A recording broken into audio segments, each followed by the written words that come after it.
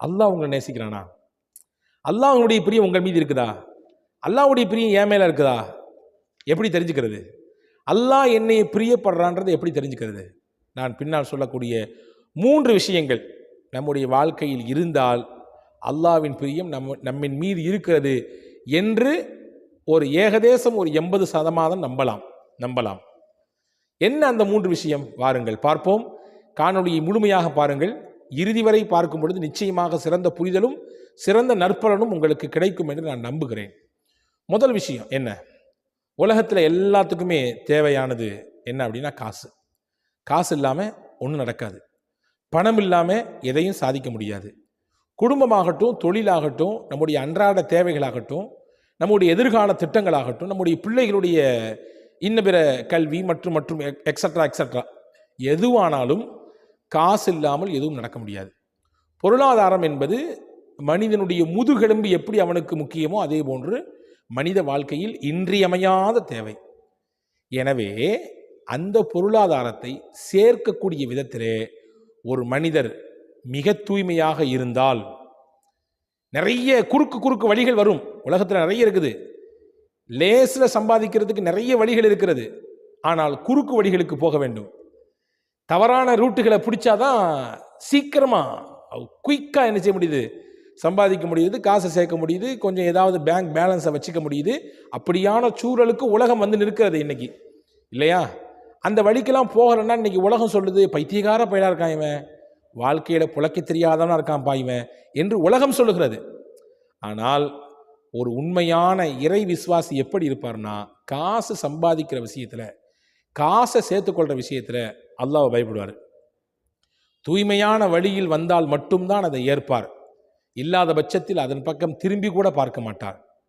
வட்டியாகட்டும், மோசடியாகட்டும், ஏமாற்றமாகட்டும், ஹராமான வழிகளிலே, தவறான வழிகளிலே, மார்க்கம் அனுமதிக்காத வழிகளிலே வரக்கூடிய காசு எவ்வளவாக இருந்தாலும் சரி அதை எதிர்பார்க்கவே மாட்டார். அதன் மீது பிரியப்படவே மாட்டார்.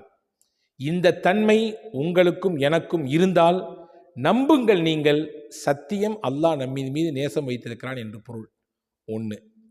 2வது, வாழ்க்கையில் சோதனை வரும், கஷ்டங்கள் வரும், நிச்சயம் வரும்.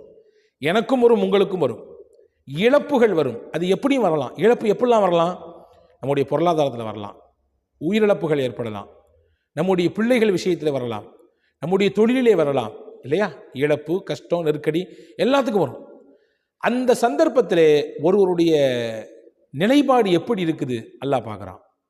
அவர் பொறுமையாக இருந்தால், அந்த இடத்தை அல்லாஹ்வின் மீது நம்பிக்கை வைத்து கடந்தால் நிச்சயம் அல்லாஹ் நம்மை பிரியப்படுகிறான் என்பதை அதன் மூலம் புரியலாம்.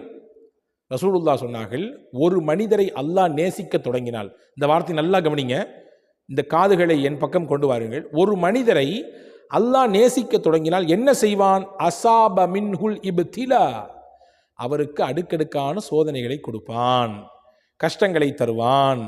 எந்த அளவுக்கு என்றால், அவருக்கு செயின் மாதிரி அடுத்தடுத்து ஒன்று விட்டா ஒன்று என்று அவரை அப்படியே தொடர்ந்து கொண்டே இருக்கும். அந்த நேரத்தில் அப்படி வந்துச்சுன்னா புரியணும், அல்லாஹ்வினுடைய பாசம், அல்லாஹ்வுடைய நேசம் நம்மின் பக்கம் திரும்பி கொண்டிருக்கிறது, நெருங்கி கொண்டிருக்கிறது. அப்போ அந்த சமயத்தில் என்ன செய்யணும்? நீங்கள் பார்க்குறத பார்த்தா எப்படி தெரியுது அப்படின்னா, நாங்கள் வாழ்க்கை ஃபுல்லாக கஷ்டப்பட்டே இருக்கணுமா?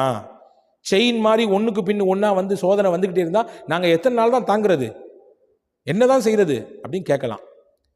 உங்களையும் என்னையும் படைத்தவனுக்கு தெரியும் நம்முடைய இயற்கை என்ன என்பது, நம்முடைய தாங்கும் சக்தி என்ன என்பது அல்லாஹ்வுக்கு தெரியும். லா யுகல்லிஃபுல்லாஹு நஃப்ஸன் இல்லா உஸ்ஆஹா. எந்த ஒரு ஆத்மாவையும் அல்லாஹு தஆலா சக்திக்கு மீறி சோதனைப்படுத்த மாட்டான், சக்திக்கு மீறி கஷ்டப்படுத்த மாட்டான். ஏன்னா படைச்சவங்க அவன், படைச்சவனுக்கு நம்முடைய பலவீனம் தெரியும், பலமும் தெரியும். எனவே சோதனைகள் வருகிறது என்றால் அது எதற்கு? உங்களின் பிரியம், உங்கள் மீது அல்லாஹ்வின் பிரியம் திரும்பி இருக்கிறது என்பதை நீங்க புரியணும். ஃபஸ்பிர் கமா ஸபர உல் அஸ்மி மினர் ருசுல். அல்லாஹ் நபியை பார்த்து சொன்னான், உலுல் அஸ்மான நபிமார்கள், உறுதிமிக்க நிலைப்பாட்டை கொண்ட நபிமார்கள் எப்படி பொறுமையா இருந்தாங்களோ நபியே, அப்படி நீங்களும் பொறுமையா இருங்கன்னு அல்லாஹ் சொல்றான். உங்களுக்கு முன்னாடி இப்ராஹிம் நபி இருந்தாங்க, நூஹ் நபி இருந்தாங்க, ஈசா நபி இருந்தார்கள், மூசா நபி இருந்தார்கள். இவங்களெல்லாம் உலுல் அஸ்மு. அவங்கெல்லாம் எப்படி பொறுமையாக இருந்தாங்களோ, தங்களுடைய கஷ்டத்தை, சோதனையை, நெருக்கடி எப்படி தாங்கினாங்களோ, அதே மாதிரி நபியை நீங்களும் இருங்க.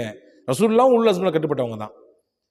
அப்போ அல்லாஹ் சொல்ல வர்ற செய்தி என்னன்னா, உங்களை அல்லாஹ் பிரியப்பட துவங்கிட்டான்னா சோதனைகளை கொடுப்பான். பாருங்க, நம்ம எல்லாத்துக்கும் தெரியும், அய்யூப் நபியினுடைய கதை வரலாறு தெரியும். அய்யூப் அலைஹிஸ்ஸலாம் எப்படி சோதிக்கப்பட்டாங்க? நோய்களை கொடுக்கப்பட்டாங்க. எந்த அளவுக்கு நோய் அப்படின்னா, அவங்களுடைய உடம்பெல்லாம் சொல்ல முடியாத அளவிற்கு புண்ணு, நாற்றம் அப்படி வீசியது. சுற்றி இருந்தவர்கள் எல்லாம் விரண்டு ஓடிவிட்டாங்க. ஊருடைய உள்ள வைக்காம அவங்கள கொண்டு போய் ஊருடைய எல்லையில போய் தள்ளி விட்டாங்க இல்லையா? அவ்வளோ சோதனை, அவ்வளோ நெருக்கடி. நோயில நான் ஏற்கனவே சில காணொளிகளில் உங்களுக்கு சொல்லியிருக்கிறேன். நோயாளியாக இருப்பவர் என்ன வேதனை, என்ன புலம்பல், என்ன சிரமத்தில் இருக்கிறார், தவிக்கிறார் என்பதை நாம் நோயாளி என்ற வட்டத்துக்குள் போன பின்னாடி தான் நமக்கு தெரிய முடியுது இல்லையா? அய்யூப் நபி அவ்வளவு சிரமத்திலையும் பொறுமையாக இருந்தாங்க, அல்லாஹ் நம்பிக்கையோடு இருந்தாங்க. இது சோதனை, என்னை அல்லாஹ் சோதிக்கிறான், நிச்சயமாக அல்லாஹ் கைவிட மாட்டான், நம்பி இருந்தாங்க. அல்லாஹ் சொன்னா, இன்னா வஜத்னாஹு சாபிரா, அய்யூபை நாம் மிகப்பெரிய பொறுமையாளராக நாம் பெற்றுக்கொண்டோம். நிஅமல் அப்த், அய்யூபை பற்றி சொல்றான் அல்லாஹ். நிஅமல் அப்த், மிகச்சிறந்த நல்லவர் அய்யூப் என்று அல்லாஹ் அடையாளப்படுத்துறான். இப்போ அன்பான சகோதரர்களே, சோதனைகள் வந்தால் அதிலே பொறுமையோடு இருந்தால் புரிஞ்சுக்குங்க, நீங்களும் நானும் அல்லாஹ்விற்கு பிரியமானவர் என்று பொருள். இது ரெண்டாவது. வாழ்க்கை என்பது போர்க்களம், வாழ்ந்துதான் பார்க்கணும். நிச்சயம் போர்க்களம் என்றால் சில சிரமங்கள், சோதனைகள் வரத்தான் செய்யும். அல்லாஹ் என்னைய மட்டும் சோதிக்கிறானே, உலகத்தில் வேற யாருமே இல்லையா? நான் தொழுகிறேனே, நான் நோன்பு வைக்கிறேனே, நான் அவ்வளவுக்கான தான தர்மம் கொடுக்குறேனே, நான் எப்படிலாம் பார்த்து நானும் என்னுடைய குடும்பம் நடந்துக்கிறோம், ஆனால் எங்களுக்கு மட்டும் ஏன் இப்படி சோதனை வருது அப்படின்னு புலம்புறதை நிப்பாட்டிட்டு, என்ன சோதனைனாலும் அல்லாஹ் தர்றது. நான் அடிமை, ஏற்றுக்கிட்டா ஆகணும், வேறு வழி இல்லை. ஏற்றுக்கொண்டு அந்த அல்லாஹ்விடத்திலே நான் நன்மை எதிர்பார்க்க வேண்டும் என்ற நிலைப்பாடோடு இருக்கும் பட்சத்திலே நிச்சயமாக அல்லாஹ்வுடைய பிரியம் மட்டுமல்ல, சோதனையில் கிடைத்த அந்த சோகத்திற்கு பகரமாக இரட்டிப்பான நன்மையை, இரட்டிப்பான பலனை அல்லாஹ் அனுபவிக்க மிக சீக்கிரம் உங்களுக்கு வாய்ப்பை தருவான். ரெண்டாவது விஷயம் இது. மூணாவது, நம்மிடத்தில் உயர்ந்த நற்குணங்கள் இருந்தால் அல்லாஹ் நம்மளை பிரியப்படுறான்னு அர்த்தங்க. புரிஞ்சுங்க, இந்த விஷயத்தை மனசில் வச்சுக்கோங்க. நம்மிடத்தில் உயர்ந்த நற்குணங்கள் நம்மிடத்திலே வெளிப்பட்டால் அல்லாஹ்விற்கு நாம் பிரியமான நபர்கள் என்பதை புரிஞ்சுக்கணும். பாருங்க, ஸல்லல்லாஹு அலைஹி வஸல்லம் அவர்கள் நபித்துவம் கொடுக்கப்படுது, ஹிரா குகைக்கு போகிறாங்க. போயிட்டு திரும்பி வர்றாங்க வீட்டுக்கு.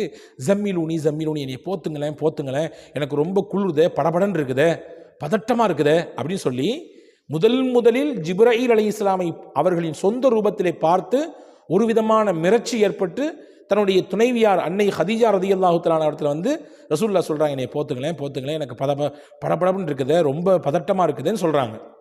அப்போ ஹதரத் ஹதீஜா அம்மா சொன்னாங்க, அல்லாஹ் நிச்சயமாக ஒரு காலம் உங்களை கைவிட மாட்டான் நபியே.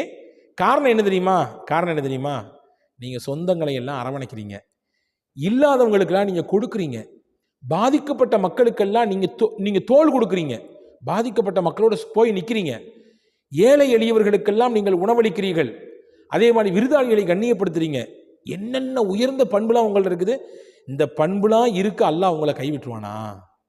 இந்த பண்புலாம் இவ்வளவு பண்பு உங்கள்ட்ட இருக்கும் பொழுது அல்லாஹ் உங்களை கைவிடுவானா? நிச்சயமாக விடமாட்டான். இதன் மூலமாக அல்லாஹ் உங்களுக்கு உயர்வைத்தான் தரப்போகிறான்.